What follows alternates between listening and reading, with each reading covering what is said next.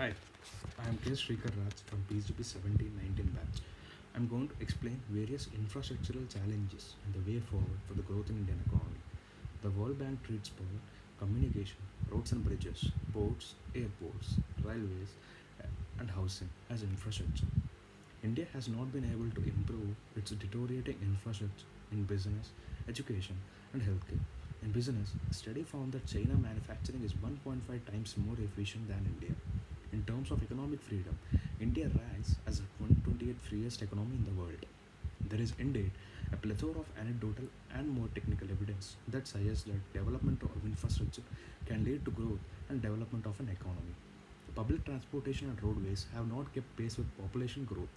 Housing, sanitation, and power facilities are woefully inadequate. The education infrastructure is backward, and over 280 million of adults in Indian population are illiterate. India healthcare infrastructure is also abysmal, ranking 1/12 of 190 countries.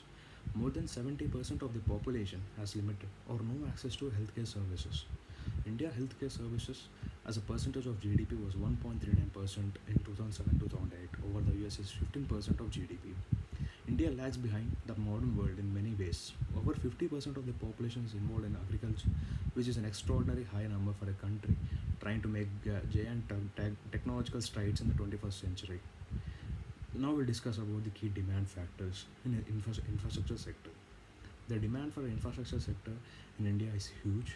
Expansion and modernization of utilities have created a huge demand for better and robust infrastructure.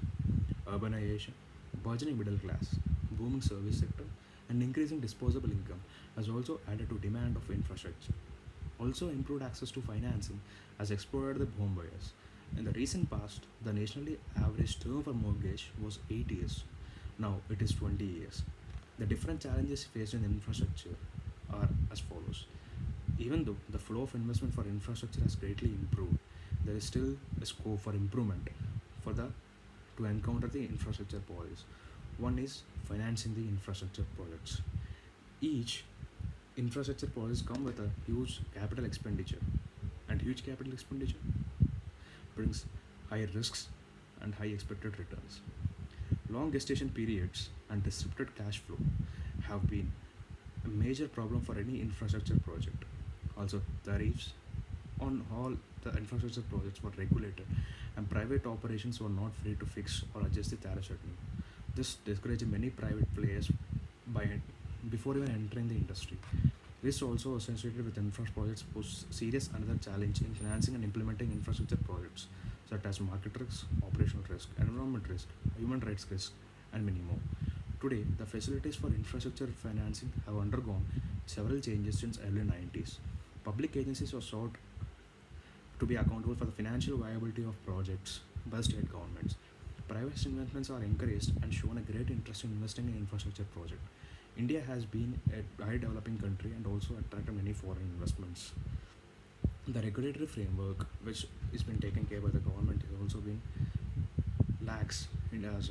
India doesn't have a regulatory framework for infrastructure. Several projects overrun cost and time because of the state or central government policies like land acquisition, environmental clearances, finance approvals, etc. So there are some few suggested solutions going forward which will help in the growth of infrastructure sector. Two important steps are required for the Indian infrastructure sector. Firstly, we need to set up an independent regulatory body like SEBI for infrastructure. The primary role of this body would be to attract private investments and protect the investor from various risks. Secondly, we need to have an authority which should take care of the sovereign obstacles. The basic role of this body will be to remove the obstacles for public projects and monitor the development of the project. The new PPP, private public partnership model, has a lot of potential to carry out various infrastructure projects and provide better infrastructure for each sector. Success stories of Gujarat Solar Initiative, innovative project, Delhi Metro Rail project so showcase the power of PPP. This concludes my presentation on infrastructure economy for India.